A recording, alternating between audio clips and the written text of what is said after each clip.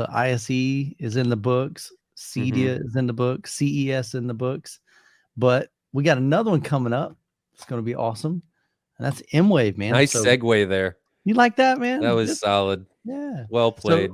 So M-Wave is the Midwest AV experience. If you're not familiar with it, so Ryan and I started this event last year, and really it's just a gathering of home theater and audio and video enthusiasts to come together to have really more than just a trade show. I mean, we want elements of trade shows. We want you to be able to hang out with the vendors and check out their newest, latest, greatest and get some demos and stuff. But one thing that we want to do that's different than you're going to get at ISE, different than CEDIA, Axpona, all those places, is we want to do some comparisons. We want to give you, the consumer, opportunities to see and hear things and experience things that you really can't get hardly anywhere else.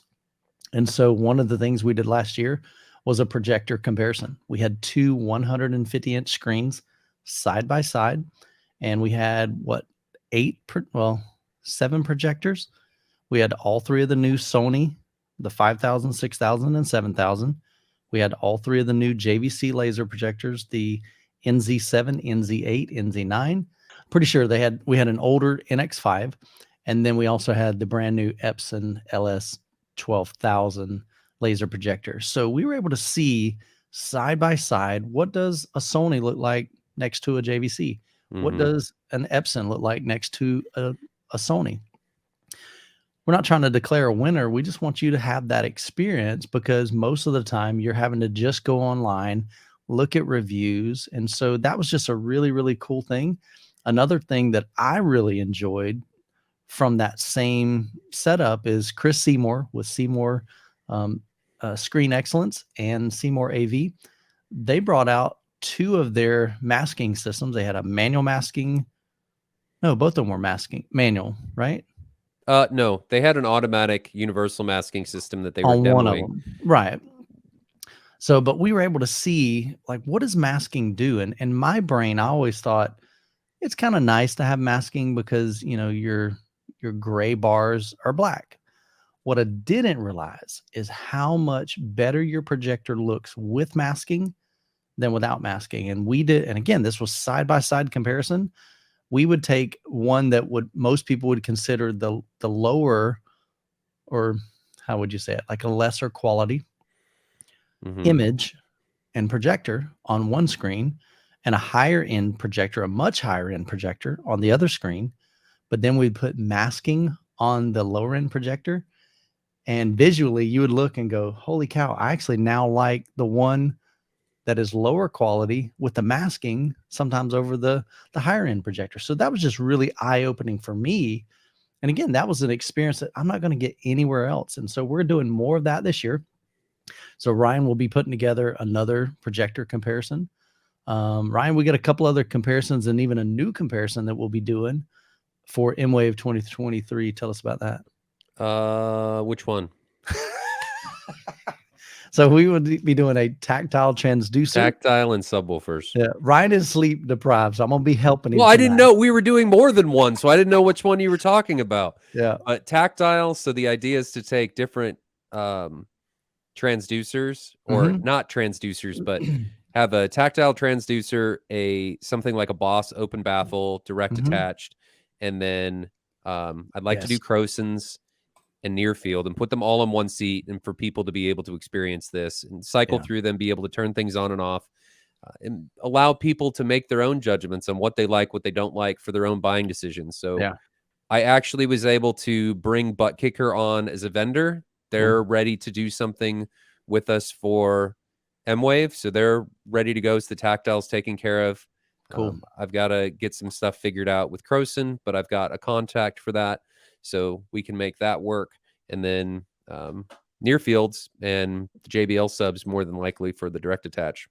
Yeah. But those will go on the seats, and you guys will be able to experience that. And then the other one is subwoofers. So we've got this 9,000 square foot room where we're going to be able to compare subs. And I think that's going to be really cool. I think it'll work with a room that size. We may have some stuff, but I want to really put different types of subs. Like I'd like to have a Devastator. I'd like to have different types of ported subs, sealed subs. and really allow people to see, what do these do? How are these working? How are they different? What is the sound going to do? What are they doing to the different levels as far as how far something can go down before it runs into an issue and starts rolling off? How high can they get with SPL? That's another really big one that we want to try and do. And then we're working with a company to try and see if we can get TVs. FOMO's really spearheading that and seeing if we can make that happen. Keeping Up with the Joneses, it's 9,000 square feet. So it's a large room. That's our main room. Yeah. It's a flex room. We can close some stuff in to make them smaller, but that's where we're going there. That'll be kind of like the main gathering room. So before, last year, we had it at the Lead Center.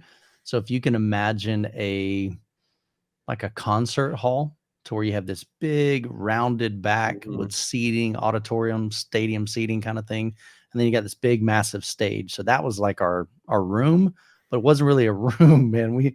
It was nothing enclosed. It was a gorgeous space, but we realized, you know what, as this event grows and as more people come, the venue was already kind of, we were out of space with year one.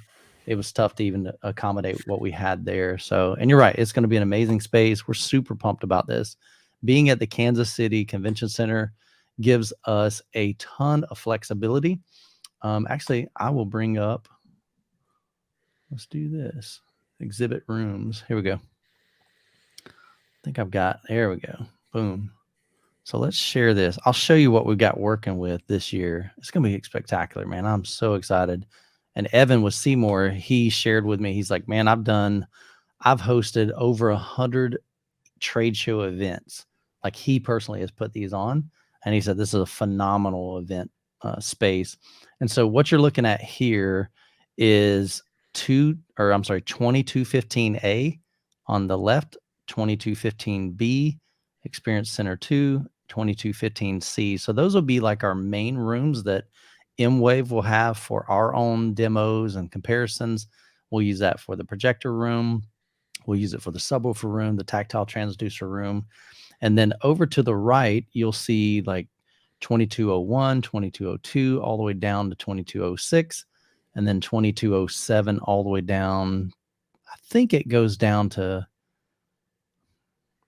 I don't remember if the 2212 or 2213 is included in that, because some of these aren't drawn to scale based on what they showed on their website. Some of them are actually bigger than that. So I kind of think one or two of those are available, but those will be where our vendors are going to be. And so brands have the opportunity to have their own room if they need a room. Like, not every brand is going to need a room, but let's say, for instance, Perlisten, they could have a whole Perlisten demo room, or Seymour, they could set up a demo room and partner with, they're looking at bringing in a couple of vendors and kind of coming in together to kind of build out a room. And so really the heartbeat and what we would love to see this year is to have several of these rooms set up on different price points. We've got a meeting with 2 brands tomorrow to talk about some logistics and what they might, want to bring to the show. And my desire is to have different, like, Dolby Atmos full systems, man. I mean, my vision, I would love to see JTR have a full system. They used to do that at Axpona, but they're not going to Axpona. And so I'd love to have Jeff on board with this. Got some talks with him, and he seems interested. So we're just going to find out some details there, and if he's willing to partner and be a part of it. So we're excited about that. We've got, actually, I'm going to pop over here. Oh, I'm sorry. Let me finish this. So over on the far right, that'll be like your standard expo hall. So that'll be kind of like your smaller booths. I think they're 10 by 15 booths that vendors can set up. And, maybe it's a company, I don't know, let's say, for example, is it GSG? Not GSG. What am I thinking? GLS. Stereo Integrity? Well, I'm thinking like, say, a banana plug cable kind of thing, or speaker cable. They don't need a whole designated room because these rooms are massive. Are they 1,400 square feet? 1,400 square feet. So these are big rooms. And so not everybody's going to need a big room. So we want to provide some smaller spaces for vendors that don't need an actual demo room. So we're so pumped about this. It's right in downtown Kansas City. I think it's like 15, maybe 20 minutes from the airport. So it's closer than last year. Of course, you've got all kinds of food opportunities there. We've got hotels right there. So it's just going to make it really convenient. And like I said, it's going to give us an opportunity to grow this. And if we outgrow this space, there's plenty other spots in the convention center that we could rent out in future years. So we're just pumped about this. So if you guys are interested in joining us, the dates for it are July 14th through the 16th.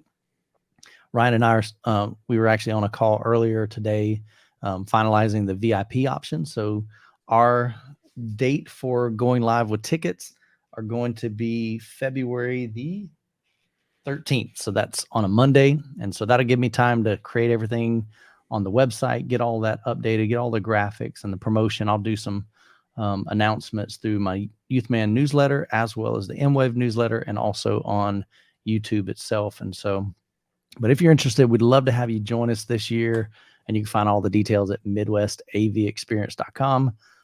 Just to give you an idea, a handful of vendors that we've talked to already that are good to go on board. Let's see that up. I think you got, yeah, cool. So we got JVC, GSG. So I'm excited. GSG is bringing the big bad boys. So they've got some large subwoofers that they'll be bringing. Same thing, Stereo Integrity. Kaleidoscape will be there. Excited for that. Perlison, Row One seating. We got Valencia seating, Seymour. So some great brands. We're excited about that. We haven't talked as far, like I've got a meeting tomorrow, me and Ryan, with JVC to talk about what they want to do in their room. Just going to be a fun event. So hope you guys can come out. I'm continually reaching out to brands saying, hey, look, we'd love to have you. We still got 5 months to get brands on board with this. And so we're just excited, man. It's going to be a fun time. So if you can make it, put it on your calendar. It's going to be awesome. It's worth it. And we'd love to have you out. We're going to reduce the price of the general admission tickets to $75. And the biggest reason we're not doing food at the location, that was just another logistic that's going to make it hard. It's easy to do when you got a small group, but as this event continues to grow, we can probably have food. It'll probably just be vendor right driven. Yeah. But I mean, it's not like we're going to be like handling the logistics and ordering food. I mean, like that was fun last year. Ryan's like, did you order food? No, did you order food? It's like, I've been doing fun. This. I've been setting this. And it was not fun managing all that. That was a huge pain in the butt. I'd rather reduce the price and let you get, just have food on your own. So, man, it's going to be a blast. We had so much fun. Just some really valuable experiences, like I said, that you can't get anywhere else. And the contacts and the connections that you make during this event, that's really paramount to me. Like, I want you genuinely to meet some people. Most of the people there were introverts, and I challenged them. I said, look, I'm an introvert too. I know you don't think I am because I'm on YouTube. I'm in front of a camera. And I'm talking to hundreds of thousands of people. But the reality is I'm an introvert. But we all have one common thing that brings us together, and that's our love for movies and music and audio and video. And so it makes it really easy to meet some new friends. So you're going to have a blast. I know that for a fact.